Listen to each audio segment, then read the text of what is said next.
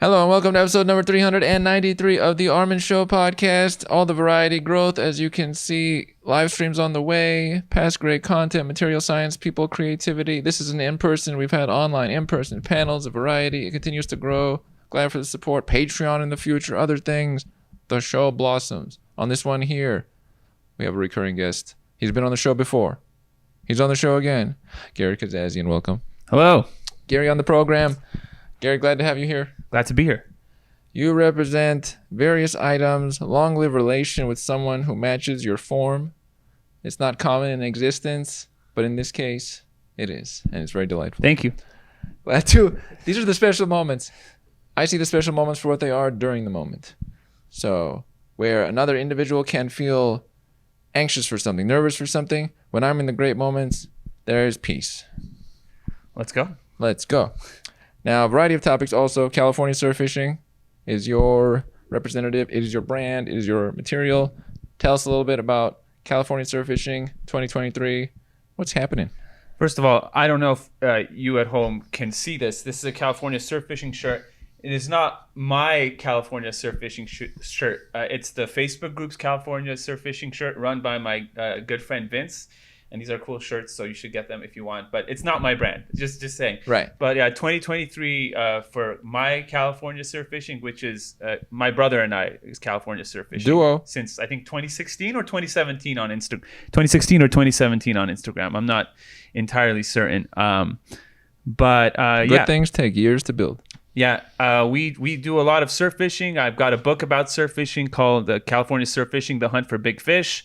The last month or two, we've started guiding, which means we take people out to the beach and show them how to catch fish, whether it be bait and weight style, which is for catching sheephead, calico bass, rockfish, and cabezon, or lure fishing, which is catching halibut and white sea bass primarily.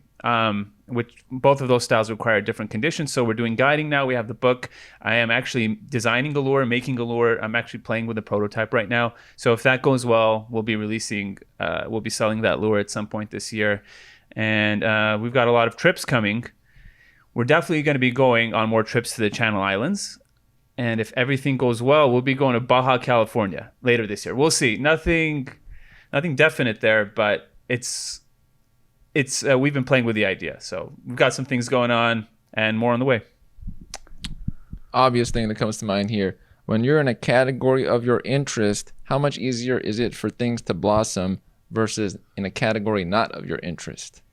Yeah, it's a good question.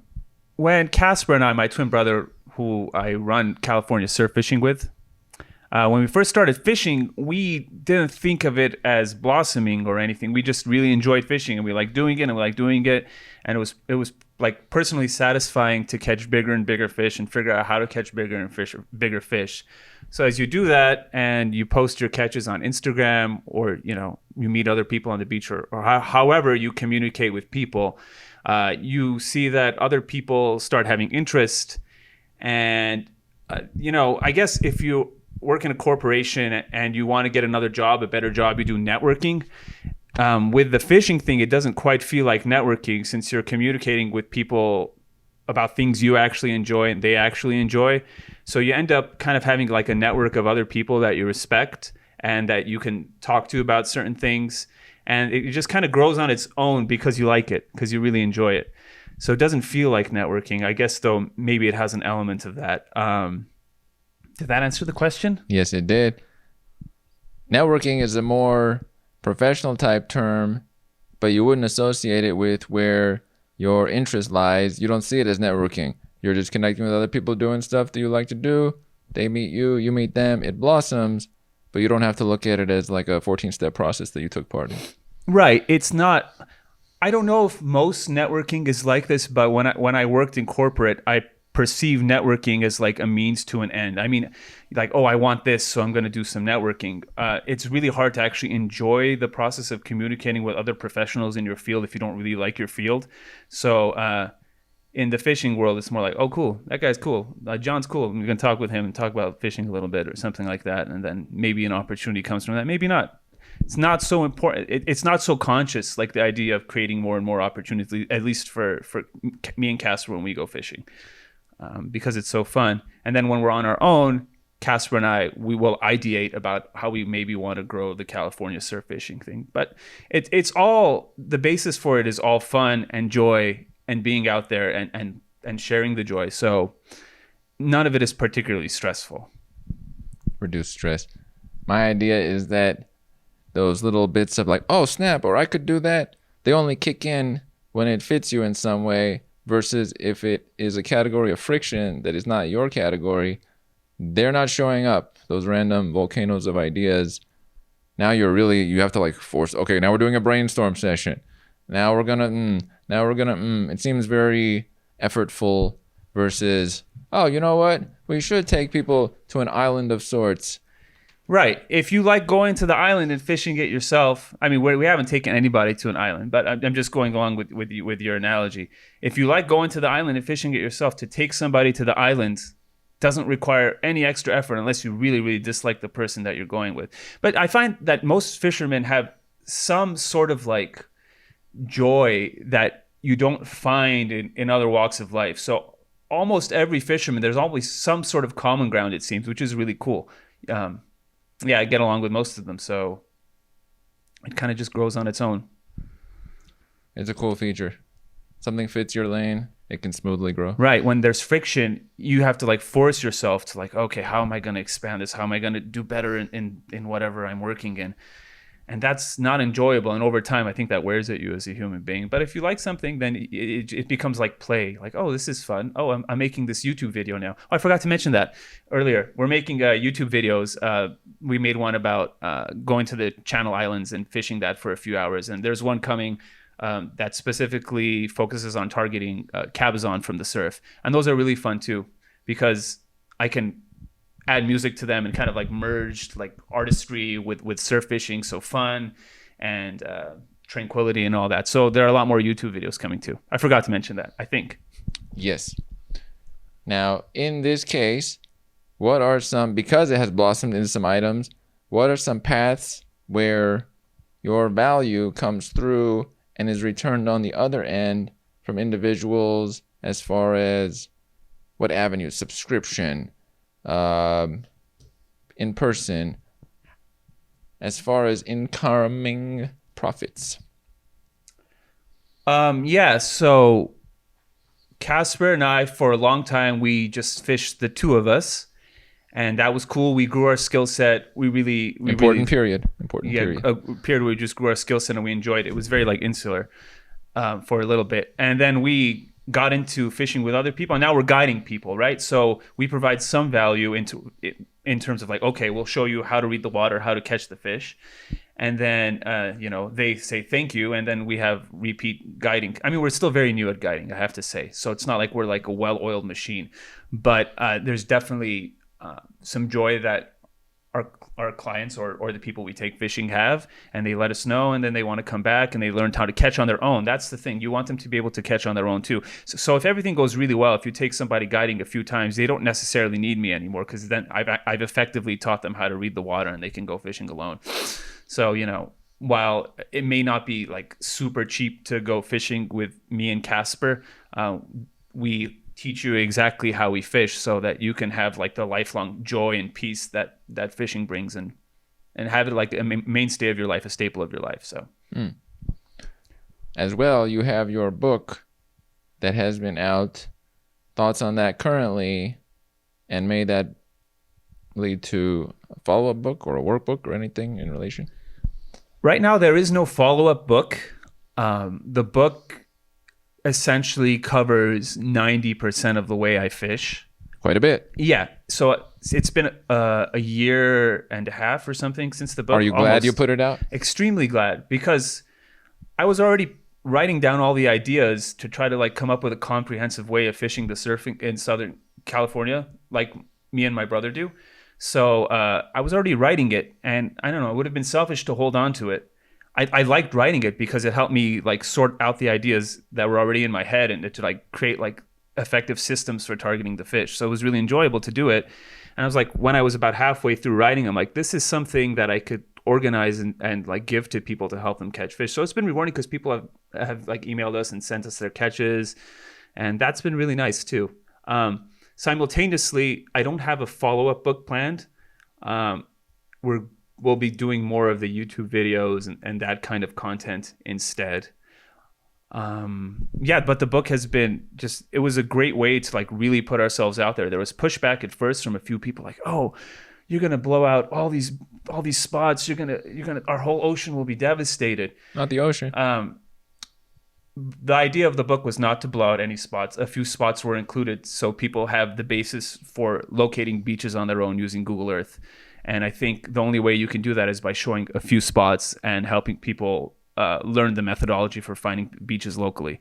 So, and then, people found their own beaches and used the book to help them catch calico bass and sheephead and halibut and stuff. So that's been really rewarding when people email us and say, oh, I caught that. It's been great. The book has been great. Videos. You mentioned videos.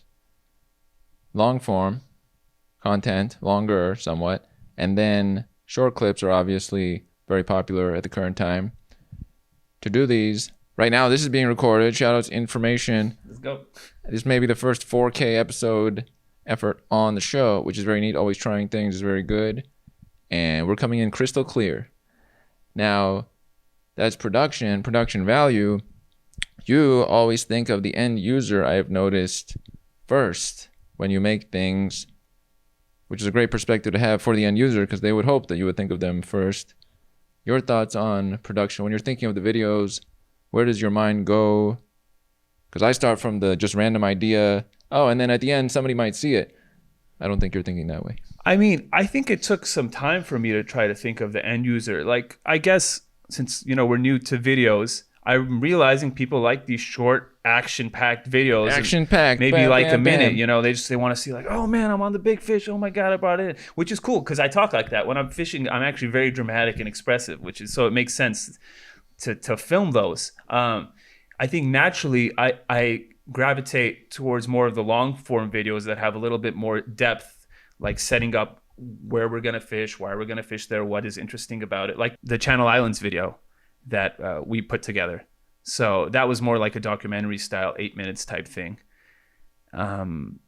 Basically, I gravitate more towards that, but I realize like the shorts do generate a lot of views and I do naturally, get a little dramatic while fishing. So we've leaned into that. And the end user wants to see action, but some of the end users also want to see a little bit more of historical stuff about the species that I'm catching or how fishing evolved in the region. So we have that depthy content coming on YouTube as well. That's cool. So you can speak to different demographics. Yeah, I don't know if I naturally do think about the end user, but I've trained myself to think about it more. Maybe if I thought about the end user, I wouldn't have put out the book first. I would have put out more YouTube videos and stuff like that. Because the book, it is like a comprehensive system, and we just kind of dropped it without like having any videos of us fishing or anything like that. The order. Yeah. You made me think of something when we said dramatic. I got a great idea here. It's a short clip. It's from right here. It's going to be called Armin Destroys Gary on Fishing. Okay? Just came up with it, all right? All right. This will be a short clip. Hey, I've caught alligators. Have you ever caught anything as big as an alligator? No. No, yeah. When you get to that level of skill, you'll be able to catch an alligator. But currently, you're not there. Destroyed. Yeah, you win. I can't compete. That's a clip right there. Yes. We just went viral. We just went viral in 2023. And then it just has to have destroyed in capitals. You know, an alligator gar is a kind of fish. It's not actually an alligator. I've never caught one, but I thought I'd mention that. Oh, now this is Gary intellectually destroys Armin back. Yes. That's the second one. The alligator might not count since it's not actually a fish, since we are a fishing channel. The clip is done at that point, Gary. Okay. We already recorded the clip. It's out there. But that's great. We both have the ability to have one of those punchy shorts that get shared around a lot. Sometimes a short, as you may have noticed, will get viewed more than the long form video. Yeah, you had a sort of viral short of Temple Grandin, I believe. Yes. That was her name. So, and it works, I suppose. So.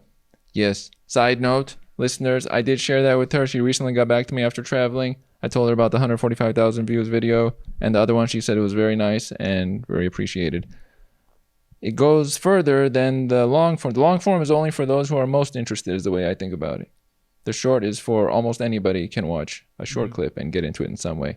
The long form is only for somebody who's really wants to California surf fishing, and I want to learn fishing, and I want to connect with this and understand the person a bit more. Right. The short form is like, oh, I want to see what it's like to be out there. Oh, that's fun. The short form typically, I think I associate it with fun. I don't associate it so much with learning. You could learn from a short video if it's done really well and it's the visuals are presented well. But I think like surf fishing, I wouldn't say it's hard, but if you want to get really good at it, it takes a little bit of time and effort to dissect things and analyze things and like absorb the information. So short form, you can't really learn a ton from short form, but it'd be fun and entertaining. And, you know, people are busy. They're working, most of them, 9 to 5, and a little bit of entertainment just makes their day better. So when you frame it like that, it's like, yeah, let's give people short form videos that they can enjoy. Right. What comes to mind in the fitness space, it would be how to get a six-pack in 30 days as one of the most punchy, or in the finance world, it would be how to make 6 figures within 3 months online or something. What would it be in the fishing space? How to catch a 30-inch halibut in 1 week. Actually, all the punchy things aren't real, guys. At least to me. He's revealed too much. He's revealed too much. I can't do that. There's no like shortcut to anything that is worthwhile. He's just making that up. There are shortcuts, and we're releasing a new course coming out next week. But you can learn the methods of catching fish and exponentially increase your likelihood of success. So there's. I wish I should be more salesman. In 5 days, you will catch 3 legal white sea bass. No, I can't talk like that. It just doesn't make sense. If you learn the methods, you can. I will say there's this like idea that like surf fishing is a grind for catching big halibut or sheephead or calico bass. If you use the methods that might be in the book, to find the spots and show up at the right time with the right conditions, there's like a 90 to 95% chance you're going to hook into the fish. So that's my marketing blurb, I suppose. Like I will go to a certain beach at a certain time and know, like within 80% certainty, I'm going to catch a legal halibut in a 1 or 2 hour window. It's not grinding. I don't grind. I don't comb the beach and I don't grind. And I don't fish 7 days a week. I fish 3 days a week, maybe. So you can maximize your chances of success. It still requires understanding and diligence and effort. If I can do it, you can do it too. Yeah, that's it. That's a nice warm statement. Also, that idea you just said of if I go there, the percentage of it is very likely based on knowing your competence reminds me once of Sir Alan Sugar on the UK's version of The Apprentice said that I know that if I lost all my wealth, somewhere, let's say billion, I would be able to come back and work in a warehouse and set up items to get it back again because he knows he has the ability. You know you have the ability. How does one build competence? There's the knowledge, but there's also the practical application, right? Hours on the beach. At a certain point, let's say you know everything. You're not going to have the confidence until you actually do it yourself or potentially have it modeled to you. Let's say like you were to fish with me or something and I were to model it to you exactly how I'm fishing. It might click within a couple of hours. Okay, that's how he's doing it. So I can probably do that myself. But if you were to do it alone, let's say with just the book, you still need the hours. You still need some sessions where you probably don't catch anything, and the words on the page will start clicking in terms of how you actually see the beach. Yeah, it does. Anything that has some sort of cool reward at the end of it requires some sort of time and effort component in addition to understanding, I'd say. It's very obvious when you're describing that the difference between a person presenting coaching, like you need this for you, versus you would benefit a lot from this for you, is because it's very fine line between the person who is pretending to have that ability to pass it on versus the person who is saying, really, this information will get you up to speed much quicker.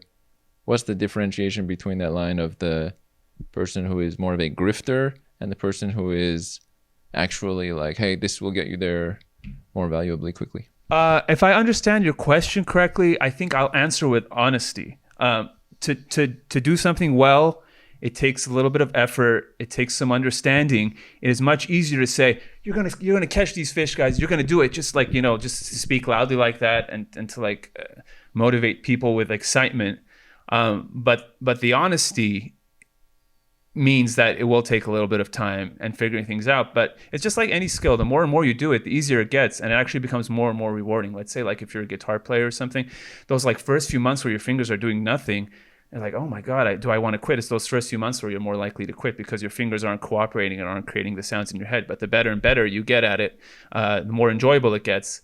And you eventually like hit flow states when you're fishing where you're not really thinking because you've done it so many times. I think you've sent me an article with like top tier athletes like Cristiano Ronaldo. He uses like less active mental processing than like a third division player because he's gotten so good at it. It's not like cognitively like difficult for him to do it. So the more you do it, once you get past that like initial like stress period where it seems difficult and daunting, then it becomes easier and you're able to enter these awesome flow like states and just have like a great time at the beach. And to answer your question, yeah, the honesty, I think, means that you don't like, oh my God, guys, this is so easy to catch these fish. All you need to do is this. You got to use this lure. Yeah, I mean, the lure is cool. The rod is cool. Gear is really cool. But more than that, it's like the understanding and putting in the time. And that's the truth of it, in my opinion. So when the person's bringing that towards you, you could feel it.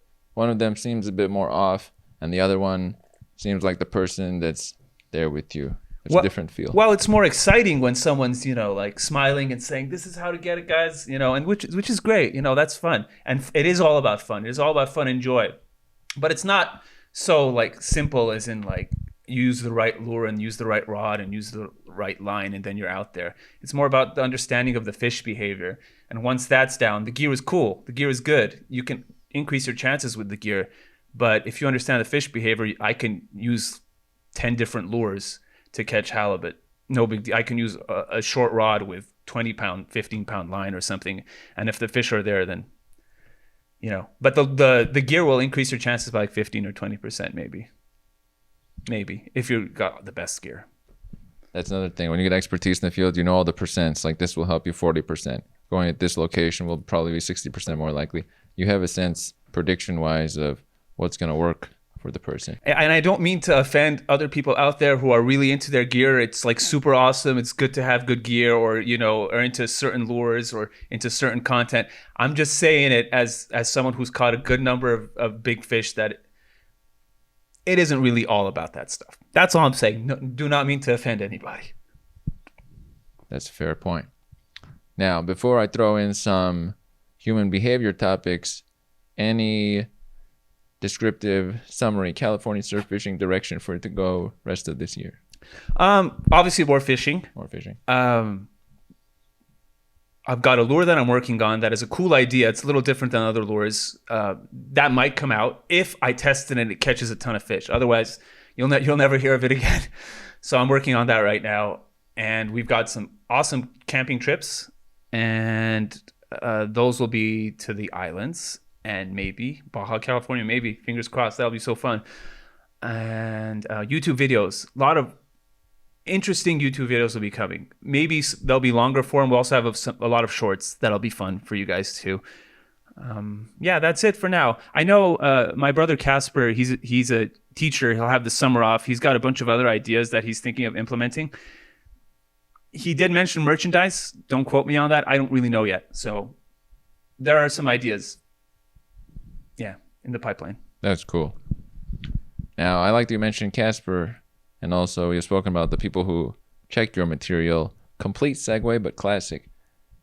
The moment in time we currently have, community or connection that people have, this is the biggest or most important factor for health, more than various other items I've seen multiple I agree with that. Right? Yeah. Especially for the eldest, their connections are very important at this time. If they have them, it's almost like a gold mine. If they don't have them, it's a struggle of sorts. Now, related slightly, you have a community of people that you take out for the fishing, that you know of that. You're part of the community. Yeah. I think these communities are way more common now than they were 15 years ago thanks to online groups. There's a health benefit to it. What are your thoughts on the current landscape of connection, community, where people can or should go to connect? And we're speaking basically in the United States. Right. I can say in the fishing community, Casper and I have our friends. Like we have good friends that we fish with, and it's just awesome. Like not guiding, just like friends that we fish with, and we BS, and it's just freaking awesome. You have a tribe. It's fulfilling. I think it does have health benefits, and it boosts your morale. Like you go into whatever you're doing the next day with more confidence, and someone might not know what you did the day before, but they can tell that like you're in good spirits, and I think that energy is infectious. In terms of overall United States communities, I don't really know that much about it because I'm so in my own fishing world, and I do know that there are serious benefits for having communities, and those communities I don't think should be limited to like online groups that we would just chat with people online. I think that doesn't have the greatest benefits compared to what you can experience when you have like a bunch of people doing something that they enjoy together. That's like when you do the things you enjoy together, like your personalities start coming out. And you start talking about other things, and people just relax, and it just becomes funner.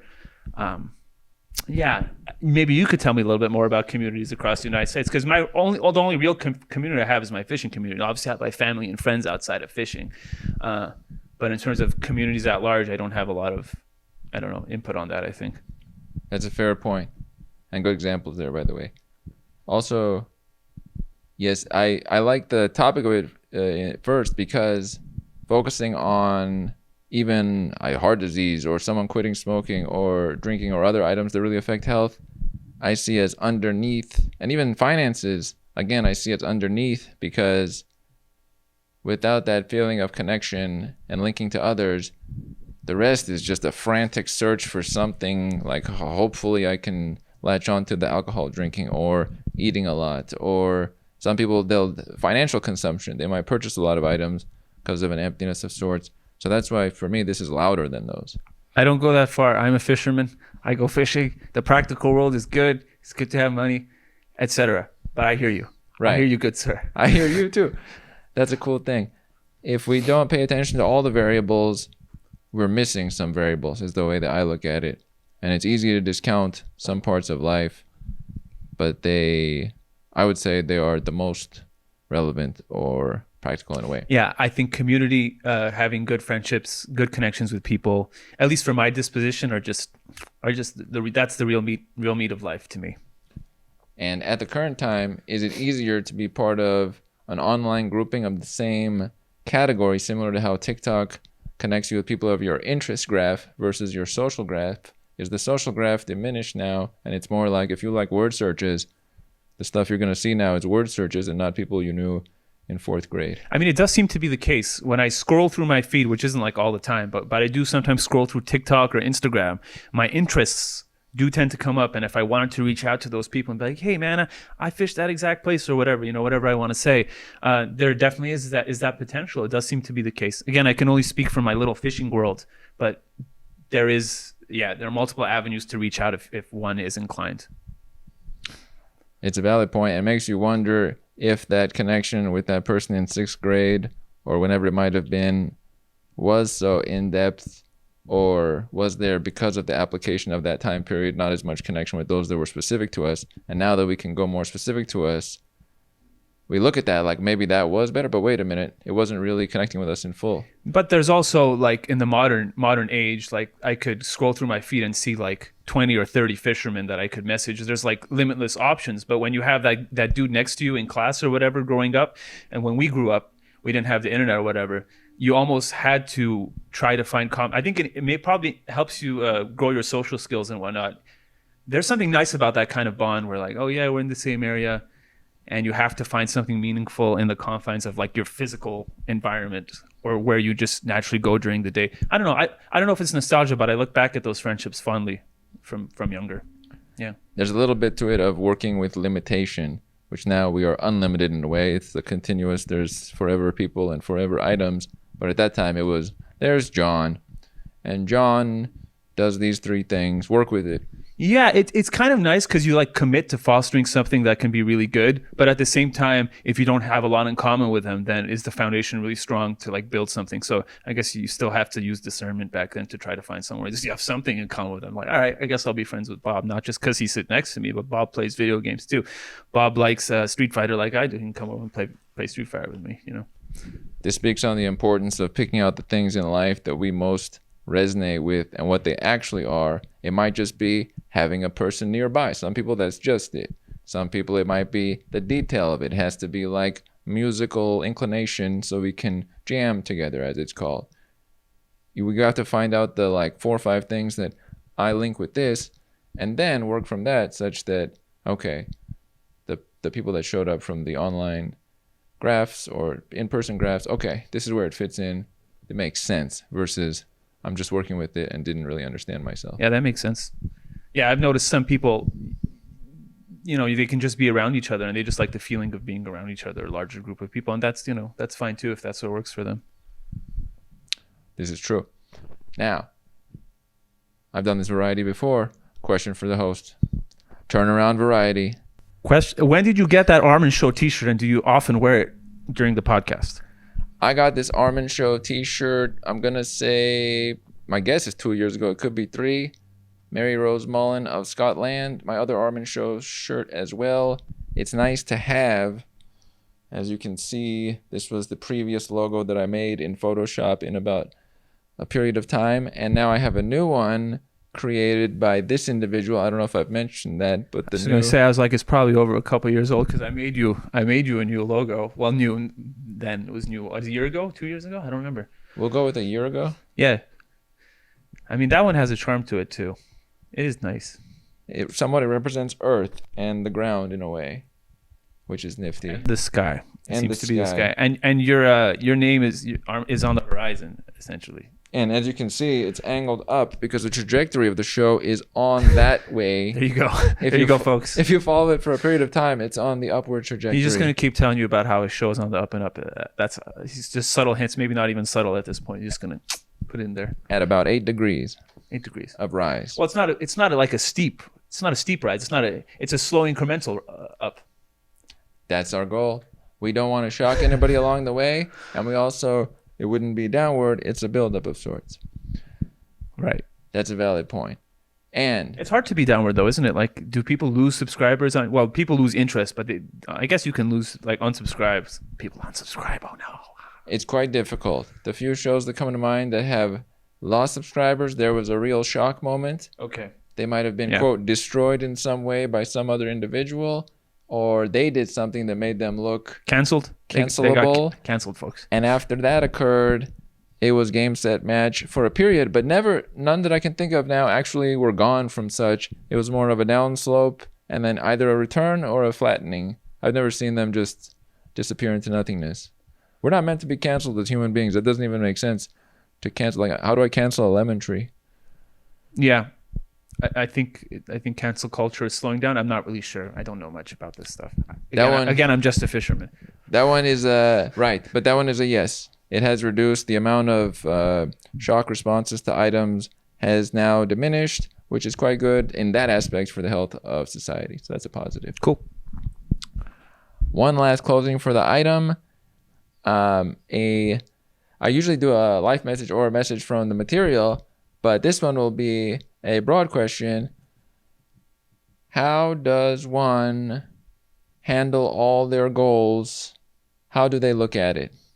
How does one handle all the goals they have or that are upcoming? What's the best way they can do it in a relaxed way so it doesn't overwhelm them? I don't really know if I'm great at that. Sometimes there are just a lot of things to do.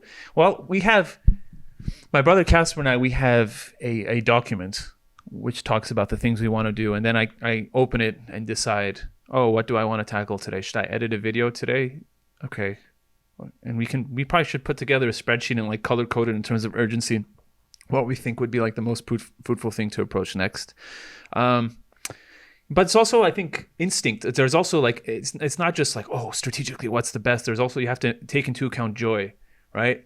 If you enjoy something, Kaspar wants to look into merchandise and stuff or t-shirts, and I'm naturally not inclined at all in that realm. So he should go more towards that if he finds a little bit more joy in it. Whereas I'm enjoying video editing and doing the slow-mos and putting the music to it and creating this kind of ebb and flow in the video that captures the essence of what the fishing experience. I'm enjoying doing that. So I'm putting more time into that. Obviously, you don't want to go fully into the joy at all times. You have to have some strategy as well. But I think it's a balance of what probably will be the most beneficial for us, and also what is also fun to work with, so you don't like burn out. If that makes sense. Yes, you don't want to burn out. I will add one point to that. We can reach, it's like a self-esteem type material. We can reach a multitude of our goals. It's well within our reach based on our belief. Yeah. And effort in that direction, or any thoughts or writing in that direction, just helps it along. Yeah. I really believe if people enjoy stuff, they can reach their goals, whatever they are. If you want to be like the best accountant in the world, you can do it. If you like it to a certain, I think you have to like something to a certain extent to be really good at it. I mean, some people like, reading a textbook about law. If they actually like it, they might be a great lawyer. A lot of people don't. A lot of people like fishing. So I think a lot of people can get good at fishing. Right. Yeah, over time. Connects with their interest. Yeah, it's fun. I think it's like our primal instinct. Like we're like hunter-gatherers like thousands of years ago, and getting out on the beach and catching something, it taps into like wanting to like give your family a fish or something. Though we are catch and release because we don't need to keep fish anymore, and we'll keep these ecosystems going strong. That's a cool theme. That's the idea, at least. We've got a theme right there. It is a theme. CAR is my acronym for that. Not every fish survives, but hopefully 99% of them do. Right. Fair. Gary, I would like to thank you for having joined on the 393rd episode. Wow, those numbers are getting big. Big numbers, man. Thank you. Armin Show. Thanks, Armin, thanks, man. Bringing forth some material on California surf fishing, a little bit on human connection and community, and a little bit of feedback on the host and description. Thank you. You know it. And we are out.